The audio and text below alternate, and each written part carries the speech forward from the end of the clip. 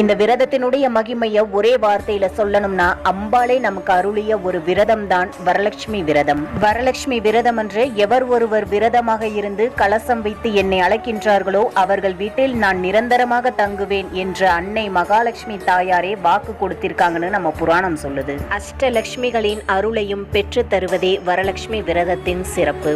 அதுலயும் இந்த வருஷம் பௌர்ணமியோட இணைந்து வருது. அன்று சிகப்பு அல்லது மஞ்சள் நிற உடைகளை அணிவது மிகவும் சிறப்பு. அதே போல விரதம் இருக்கிறவங்களும் விரதம் இருக்காதவங்களும் அன்னைக்கு பக்கத்துல இருக்கிற அம்பாள் கோவிலுக்கு போனீங்க அப்படின்னா உங்க கையால அன்னைக்கு மஞ்சள் தானம் பண்ணுங்க. வரலட்சுமி விரதம் அன்னைக்கு யாரும் கடைக்கு போயிட்டு வரும்போது சும்மா வெறும் கையோட வரக்கூடாது.